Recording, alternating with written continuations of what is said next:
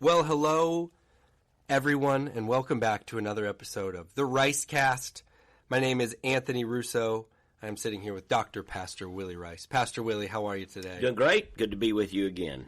We are in beautiful Clearwater, Florida, which is in the greater Tampa Bay area, which is the home of the 2-0 Tampa Bay Buccaneers. Yeah, this is the time of year you get a weekly sports update from us, kind of updating on football. If the playoffs started today, Pastor, we'd be the top seed in the NFC. Well, I suppose that's true. A long way to go. They've won 2. The Rays are also doing very good in the playoffs. It looks like we're going to be in. I guess is it formal now that we're in the playoffs? We're like officially in the playoffs. Yeah. And have I think the second best record in the American League. We would be the winner of any other division in the American League. Yeah. But Baltimore, unfortunately, is a little bit better.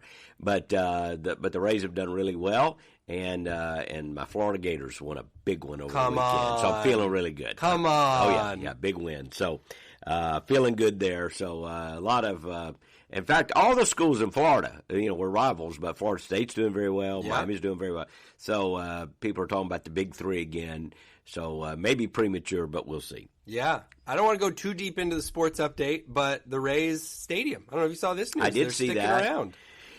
Yeah, it looks like that. I think that's good news for the area. Yeah. I kind of privately was always hoping he'd be in Tampa. I thought that made sense, but what do I know? The billionaires didn't call me to ask, and and people have gotten used to where it's at, and of course St. Pete's a great town, so Pinellas County's closer to us, so it's they're building a new stadium apparently, so yeah. Hopefully they'll get started soon. I was to the point. I just wanted it somewhere. I was so nervous we were going to come up with a team. solution, and if this is the best solution for the area, then so be it. I'll take it. Yeah. It also dawned on me, podcast specific, when Tom Brady came, I invited him here to Calvary via the podcast several times. I don't know how he turned us down. And I somehow, missed him. He listens to a lot of podcasts. He probably wrote it down and just never got back around to it. But Baker Mayfield, we're 2-0 now. You're welcome to come to Calvary. I wanted to personally invite Baker to the area and say, if you need a place to come worship, we would love for you to come to Calvary, Baker. We got 4 campuses. Yep. Love for you to be out here. I just didn't want him to feel slighted. I understand. Because I invited. I understand. Tom you're when just he came. You're that kind of guy. Yeah, I'm trying to be balanced there. What an exciting Sunday, man! We had beach baptism Sunday night.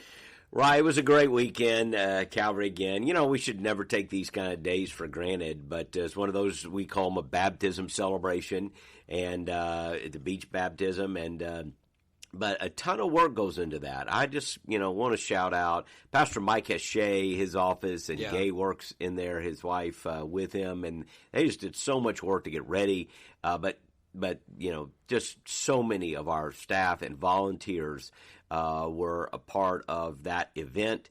And then we just, it's a moment in which we really challenge people to step up and come forward. We saw a great move of responsiveness in both our services here at Clearwater campus Sunday and in other campuses also. Of course, we had people from all 4 campuses represented in the beach baptism, and 76, I think, were baptized Sunday night. So it's a great day and a beautiful afternoon out there. And the only thing I would say is the tide was out. Yeah, and we had to walk halfway to Mexico to get to. You're not kidding. It was weird. We kept walking. It got shallower. I'm like, right. Well, okay, so I don't remember the tide being out quite that far. Right, but, right. Anyway, it was a beautiful day at Sandkey Beach. Yeah, I think there were some church members who are, is the staff of Calvary walking on water out there? They are 2 miles out, and I still see. No, it was just a very weird tide. That's what it was. Yeah. You had to keep going out. It was such a great day, though, and so many kids. It was so sweet to see that. A lot of kids, and it's important to know that every one of those kids we give, like every person that goes out, we have done our very best to meet with them individually, again, to make sure they understand the gospel. So we take that very seriously. especially so with children. Yeah. So if you see children out there baptized, most of them have been through a baptism class. There have been meetings with their parents and leaders, and we go the extra mile to try to make sure these children are old enough to understand, and that they do understand the step that they're taking, and so we rejoice in that. So again, as a church family, we can celebrate this and rejoice. It was a great weekend. Yeah, you can go back and see the pictures on our Facebook page if you missed them, because really, I mean, you just looked at this group and all these kids in the front. It just was an exciting thing to think about the future of Calvary. Absolutely. And how many people are out there. Saw a young girl. I said, "How old are you?" She said 9. I said, I was baptized when I was 9. Yeah. And so just all those are things we need to rejoice in. A friend of mine, their son got baptized, and she was telling me she got baptized at Sankey, and now her son's getting baptized at Sankey. It's just cool. Special moments. Very cool thing. Like I said, go back and look at some of those pictures. It's just always a special thing here at Calvary that we get to do. And then we continued on in our sermon series, Keep the Faith. It's been a really fun series. Like I usually do, I will put the link in the show notes if you missed the sermon to catch up on its entirety. Man, really great sermon this last Sunday. And there was one element of it I wanted to kind of ask a follow-up question on. It's kind of a practical thing. This is I love this about our podcast. We get to kind of go into some practical discussions that are a little more discussion-based follow-up points to the sermon. But you were talking about just the amount of people that have been involved in church that are no longer involved in church. And I'm trying to say that in the most just stats-based way possible, because a lot of people have a lot of thoughts as to why or how many people and all these different things. But what's unavoidably clear is there's a large group of people in America who were going to church that are not going to church. Yep. One thing I thought was interesting, Pastor, I don't know if that jumped out at you, but it was, and I don't even really have too much follow-up, but just that it was even cross-faith. That was kind of interesting to me, that it's like a... No, it's, there's a moving from a more religious orientation to a more irreligious orientation in the West, as we've seen in Europe for a number of years. And America was lagging behind that. We kind of felt like maybe America was immune to that in the latter part of the 20th century. But now we're seeing it to a great degree in America, although, again, there's a lot of ways to analyze the data and not to just, there's so many rabbits to chase here. Yeah. What you're seeing here is not, obviously, it's very troubling, very concerning. And yet what you're seeing here is a falling away of kind of nominal and cultural Christianity. Right. And if you actually dive into the data to look, though, at the number of people who are actively engaged, honestly, that number is still there's a lot of stability there. But you're seeing, I think, the shrinking away, the shedding of any pretense of cultural Christianity. Yeah. And, of course, that does hit home. It certainly hits home with people we know and people we see. Right. And so the casual Christianity is what has suffered a great deal. Right. Right. And like you say, there's so many things that you could get into with this data and what it means and what caused it and all these different things. But today, and we talked about some of that last podcast, this podcast, I wanted to talk some about what that practically means and how that hits home is kind of what you mentioned. Because what I have seen is that there are families who have raised their kids in church, whose kids are now coming into adulthood, and they are not participating in church. They don't value connection to church, faith. This is something they've kind of not carried on. Yep. And the tension that can cause inside of a family. So I guess I wondered if we might just talk to that parent, to that uncle, to that family member, or even just any loved one who's now in close proximity with a loved one who has walked away from this thing. Because the text, I was talking to you a little before we started recording, the text talks about Paul referencing some of these people, and it seems like there was just kind of a break with relationship. And in these contexts, specifically the ones I'm talking about, it's like it's a family dynamic. It's somebody that it's not like, well, I'll just never see him again. They were in my small group and now they're not. Right. I'm thinking more like this is inside of my house. This is my family. Yep. What I don't know. How can that person best operate in that space towards that person who's making that choice? Such a great question, and it's such a real situation that people are dealing with. I think. When I think of people, older people, my age, maybe a little bit younger, a little bit older, kind of in that maybe a 20-year window, I think the greatest burden of their life that is most frequently mentioned is their children or grandchildren not walking with the Lord. honestly, it's the most common deep burden that I hear mentioned of people from maybe 40 to 70, somewhere in there. Yeah. And so it's a real burden. It's a real challenge. I could tell so many heartbreaking stories, and many of us have lived that, know that, and many good people, some of our best people, are walking that journey. And it comes with all kinds of things. It comes with guilt, like, what did I not do? Yeah. How did I fail? Yeah. But that doesn't necessarily solve any problems, but it's a real thing that we have to process, and we have to come to a point where we recognize that does not help us or them. If there's something we're guilty of, we confess it to the Lord, recognizing that we have all sinned and are all in need of a Savior. And simply engaging in a kind of emotional flagellation, this sense of I'm beating myself up emotionally, because of my failure. Well, that doesn't help you; it doesn't help them, and we have to just trust the Lord to forgive us. There is no parent that has ever been perfect. We also have to recognize that they have the choice to make. We can't make choices for them. Jesus had 12 disciples. One of them betrayed him. God knows what this feels like. Our Lord knows what it's like to have invested and poured into. I mean, there's so many. I think of the Old Testament where God speaks of his relationship with Israel. Often he speaks of it in a marital context, sometimes as a child, but often as a marital context.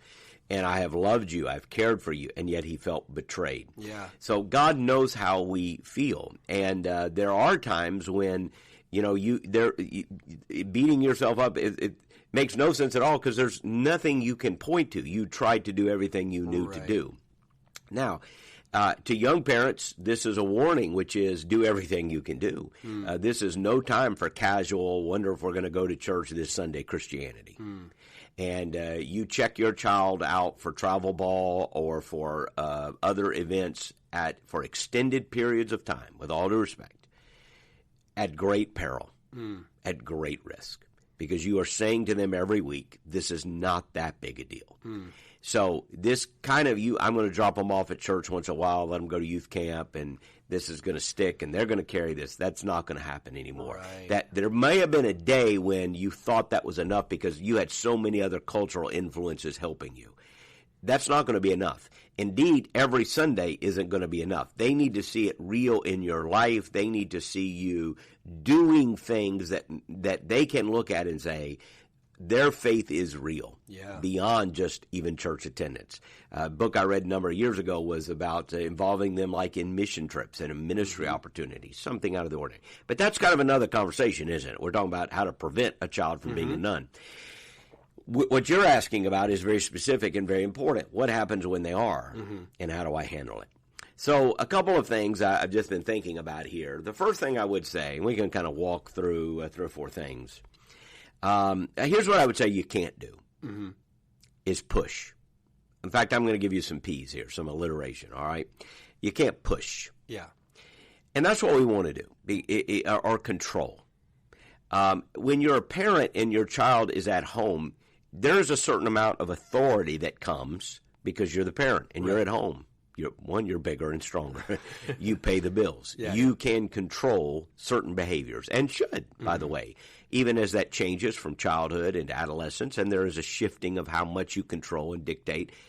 If they're in your house, there is a certain amount of control. Right. I even think, listen, if they're old enough to live in your house, then they're old enough to go to church every Sunday because you tell them to. That's the way I think of that. But at some point, they become adults. Right. And the idea of I'm just going to push or plead, I'm just going to try to, force them to do what I want to do by my verbal insistence or by behavioral modification, by, as we do with children. We reward good behavior, we punish bad behavior. Yeah. That doesn't necessarily work with adults. In fact, it may drive a greater wedge between them. So I'm going to reward good behavior, like if you go to church, I'll bake you a cake. If you don't, I'm not going to come over. I honestly think that's going to drive a further wedge. You can't. The time for pushing, that is active engagement to try to control behavior, has shifted. Right. And now you're in an area of influence. Yeah. And so I no longer control. Now I have to lead by influence. Right. So the question is, how do you do that? But I think it's very important to understand what you can't do. Yeah. So that's all I covered. Yeah. So the first thing I'd say is pray. Again, this is one of those things that sometimes as followers of Christ we go, oh yeah, pray. Well, get to the next one. What can I really do? Yeah. Now, this is what you can really do. Think about it. You don't have to get anyone else's permission. You don't have to get their permission. They don't have to like it. They can't stop you from praying. And if you believe that God hears our prayers and responds to prayer, there is that great mystery of the human will that they possess and God's, sovereignty. And I get that is itself a fascinating soteriological conversation. But we should pray for our children always, and particularly for those who are not where they need to be spiritually. Yeah. We can pray. It can be like the widow knocking at the door in the story Jesus told about prayer. She kept coming and coming and coming, and we need to keep coming back in prayer and just never quit. Make it your commitment that you'll pray about this every day for as long as you live. Right. But you will cry out to God in heaven that he would soften their heart, that he would open their eyes, and that he would cause them to come back. You can pray. Yeah. So do not overlook persistence and power in prayer. You may not live to see all the answers to your prayer, right, but you can know this. There is a person on the face of the earth who is praying for that person, that child, and it's going to be me. Yeah. And I'm going to pray, because nobody can stop you from praying. And when God moves, God can do more in a moment than you can do in a lifetime. Jim Cymbala tells a famous story in his book on Fresh Wind, Fresh Fire that I reread again last summer. And as we all know, Jim has become a friend of our church in Calvary. But he talks about a daughter that was wayward for a period of time in their life and how they were brokenhearted over it. And how, one night in one of their prayer meetings, and he said, I didn't bring this up to the church that much. I mean, I prayed, obviously, but, they have their own problems, their own burdens. Pastors shouldn't dictate, what everybody's praying for necessarily. Sure. But one night they were having their prayer meeting, which they're famous for, and somebody felt really burdened to pray for his daughter, and they just prayed, and he just cried out to heaven. He said that night you could feel something broke. You just could feel it in the room. And I think if I remember the story, I may have the details a little wrong, but I think they went home that night, and the next morning he woke up, and he was shaving or something, and Carol comes running up and said she came home. And God had changed her heart. The story, listen, I know a lot of us wish we had a story like that. Yeah. You keep praying. Yeah. You keep praying. That's the first one. It definitely has one of those too. It's such a good word because prayer has one of these cross. You can get people antagonistic to the faith. You can get people, but to offer to pray for somebody is usually it's such a like. What do you say? Like, don't you dare pray for me. Right. Like I know you were saying, and there might be some. I don't want to belittle that. There might be some, but you even in moments. I remember we talked about. Not to go back to sports, but DeMar Hamlin people just know, man, prayer is something that it's hard to really form a here's why I just can't stand it. Yeah. So yes, it's a powerful. They might actually not like it, but to me, it's just one of those things. You don't do it as a way of showing or trying to emotionally manipulate. Right. You can always say, "I'm praying for you," right, and I'm never going to quit praying for you. Right. I guess what I'm trying to say is it's hard for that not to mean something, even if you're like, I don't do anything with faith. It's hard for that not to hit you in a nice way. Pray. The second P I want to give you is patience. You just have to wait. You can't force this time schedule. It involves mysteries that are beyond your control, God's power and human choice. Okay? Again, we can have that conversation. I know that's a great theological debate. But here's what we would recognize when we're praying for an adult person that is maybe not walking with the Lord. We don't control that. I think everybody can agree. You can't control that. Right. So somewhere that is in the realm of God's power and sovereignty and the human ability to choose and exercise their will. We can let theologians debate that. But we have to be patient. You just it's not going to come on your time. I mean, you can pray, hey, God touch their heart today. But you just have to maybe the better word is persistence or perseverance than patience. Yeah. You just have to keep on, don't give up. Let's just use the word persevering, and look at this as a long journey, not a short one. The third word I would say is this. Prepare for opportunities. Just prepare. Every story is different. Mm-hmm. So the reason your child or grandchild may have wandered from the faith may be different than somebody else's. I've talked with a lot of people.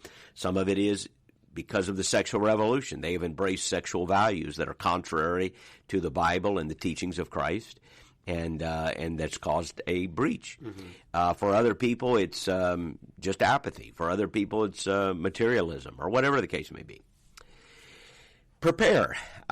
You don't know, nor do I, the answers to all the questions. But if somebody that I love is struggling with something, I'm going to get read up as much as I can. Mm-hmm. I'm going to get as prepared as I can so that not necessarily because you're not going to win an argument or a debate, mm-hmm.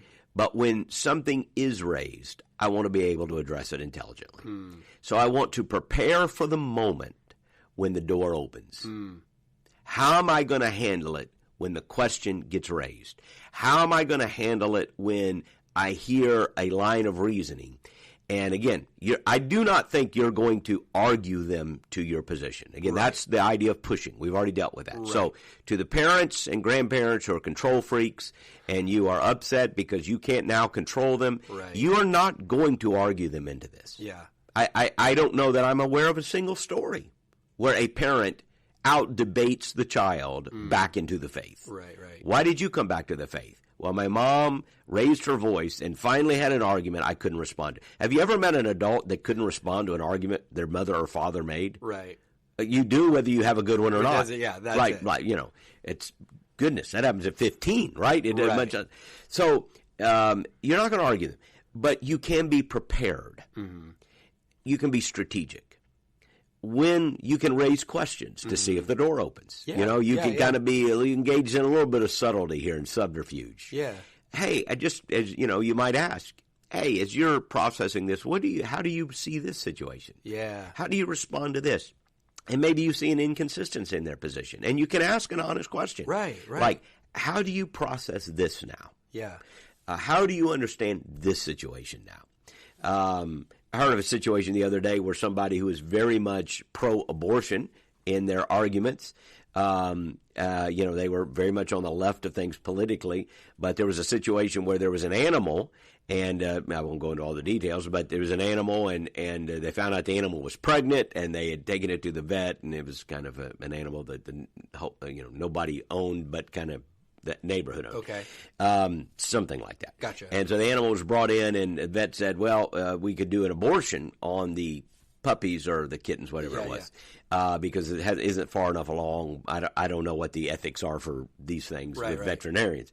But the very same person who was pro-choice in their arguments politically about human abortion was aghast at the thought that you would take in this puppy or kitten and kill its unborn offspring. Right.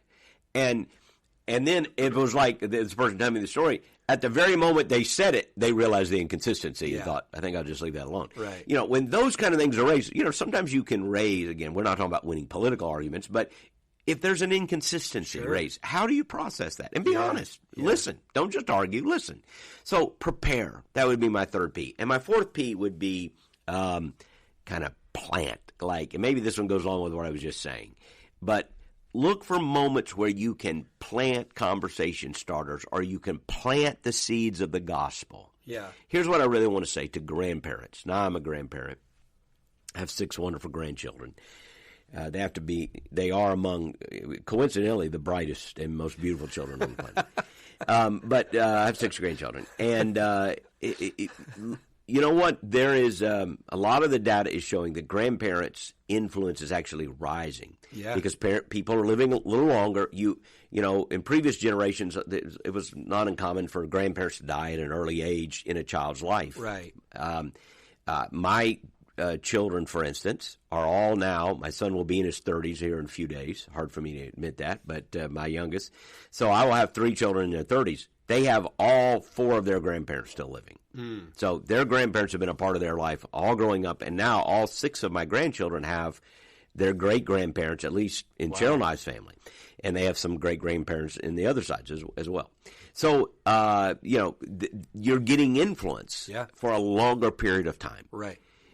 And grandparents are having an impact, particularly as other families struggle and as there is disruption in other families. Mm-hmm. Grandparents can have an incredible impact. Look for those. You don't have to be. You don't have to engage in subterfuge. You don't want to undermine the authority or the love of the parents. Right. But you can be there to share the gospel, to read the Bible stories, to tell the story of Jesus, to tell stories about how God touched your life. Yeah. Your grandchildren often don't know those stories. Yeah. I often tell grandparents, write those stories down so that they have them. That should be your project between now and Christmas. Write down your testimony and share it with your grandchildren. Let them know the God stories. You're planting seeds, and who knows that those seeds will grow and the gospel will continue in your family because of your influence, maybe as a grandparent. So, and by the way, God sometimes works in children's lives to bring their parents back to the Lord. That's happened also. Yeah. So, as a grandparent, keep planting seeds of the gospel. Keep looking for those moments in which you share the truth and trust that God will bring a harvest in due time. Yeah, and I love how all those points come together because, like you started, if you don't stay patient, if you push, if you overextend, if you like sort of that dog with the bone of like I just would like for you to be acting differently in this area, you're not going to have the opportunity to do some of these other things that we talked about. You can lose some of that. You really can. I often say to parents, you want to be the place the kid still wants to come. You want to be the house they still want to hang out at. Yeah. Now, I understand there are some issues where moral boundaries need to be set. Absolutely. And we can all imagine some of those, and they can in fact need to be set. Yeah. And sometimes those convictions can bring disruption to that relationship. Mm-hmm. That's possible. But as much as it depends on you, you want to keep the door open to a loving, gracious relationship. I had some grandparents come in a year or so ago, and I'll just keep the story general, but they were their grandchild was embracing some values obviously contrary to their Christian values, and they were brokenhearted. And we sat down and together crafted the letter that they were going to say. It's very interesting. The people who boast about tolerance are the most intolerant. And so I said, you know what? You want to be the person who says, we may disagree, but I love you. I want to be a part of your life. And if you shut this down, that's your choice because it's not ours. We love you. We want to be a part of your life. We care about you. Now, they may turn around and walk away from that because you won't compromise with them. But as much as it depends on you, you want to keep, because how else can I have influence if I'm not involved in their life? So very difficult, though, very difficult. And I love, too, I want to go back. I know we kind of started there, and there's so much great stuff in this conversation already. But I do want to go back to that shame idea, because I do think that's so real. And I think people just rack their brains of that one Sunday that I wasn't feeling good, and I didn't think I should. If I would have went that one Sunday, I missed that devotion. That one, that's it. Everything spiraled out of control. We were supposed to pray before breakfast, and I was too hungry. And I love what you said, because that's so true. And it's I've heard it before, but it hits me every time. You look at Jesus' 12, and you have Judas in there, and then you have Peter at the end, who he failed but came back. Comes back, but I mean he could look at there's a moment. And let's be honest, a bunch of them failed at a lot of stuff too. Now they stayed faithful and ultimately were faithful to the end. Yeah. But Jesus didn't do anything. He did it all perfect, and he still had a bunch of hard heads at times that were struggling to get it and that failed. Some, as you said, Peter failed but came back, and Judas, of course, failed and never did. Right. So he knows. Yeah. He knows how you feel. You're beating yourself up isn't going to. Look, if you come in and say, I feel guilty, I have a question. Well, are you guilty of anything? And maybe you are. Yeah. Well, you know what? I should have done this. I should have done. Okay. Well, then ask God to forgive you. Receive His grace. Yeah. And move on. I mean, that's what else can you do? Yeah. And know that whatever God did was by grace anyway. Yeah. So it's okay. So you weren't absolutely perfect. Well, then if you need to ask forgiveness, ask forgiveness. Yeah. But simply walking in this shame and guilt, and that's coming from the devil, right, who wants to just keep you from having any influence at all. Right. That doesn't do any good. I think why that's such an important point, I'm so glad you started there, is because it will poison the rest of this. Because if you're acting out of shame, you're going to push. Because you're like, well, if I can fix this, it will, that breakfast I didn't pray before it will all be gone if I can get them going back to church. Yeah. But if you can relieve yourself of that shame, the rest of this can go. And let me help you with something. When you look at people who have raised like 5-star kids, like they're serving the Lord, doing great. Let me tell you something. They messed up plenty of times too. Yeah. Okay. Sure. They messed up plenty of times too. Yeah. And if you don't believe it, ask their kids.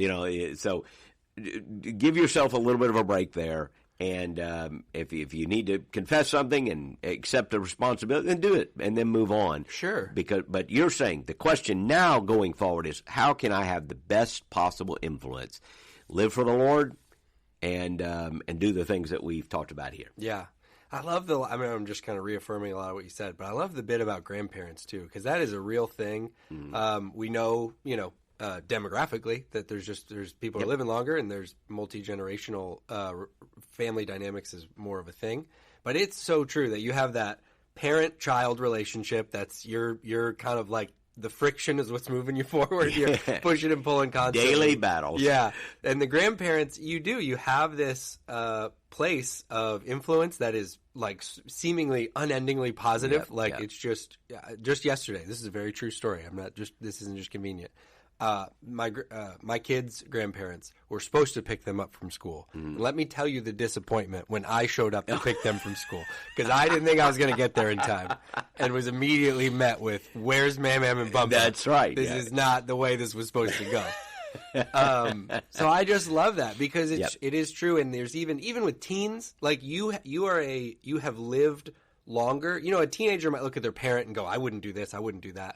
But a grandparent, they often, you're doing it. Like you're finishing well, potentially, hopefully. Absolutely. And your latter years can be the best years. Yeah. You have learned more lessons. Right. You are less stressed about some things. Right. You don't take everything when you're 30 and you're raising kids, it's a big deal. You know? And it's a big deal, but the older you get, you just have greater perspective. Right. And by the way, parents, I would say this: use your grandparents. I always would joke, why do grandparents and grandkids get along? They have a common enemy, the parents. And then sometimes that's funny. But it's not really true, because in a healthy situation, hey, parents, if you need the grandparents' help, drop some subtle hints if you could reinforce this, because in the cases that I'm seeing, grandparents want to help. They want to be we want to spoil them. We want to be the person they really want to see pick them up at the car line, but we do want to help, and so use the grandparents to say, hey, this is a value, or they're struggling in this area. Maybe when you spend some time with them, if you could reinforce that with your help. Yeah. So don't misusing that asset of grandparents. It's a beautiful thing when the family unit and cross generations can work together to make an impact. And so even if you feel like not everyone in your family is rowing in the same direction, though, grandparents, you can have a huge impact. Absolutely. Well, this was such a great conversation. Thank you for sharing about this. I know this is something that a lot of people are dealing with today. That's what these numbers reflect, is kind of what we were getting at. Yep. When we say this many people are leaving, well, what does that actually mean? It means that inside of families, this kind of thing's going on. I think these are great tips. Feel free to share this with somebody who maybe that's not necessarily your story, but someone who's walking through this. Hopefully this can be a valuable resource to them. Encourage you to share it. And thank you for listening. Appreciate you guys. We love you. We'll be back with another episode here very soon.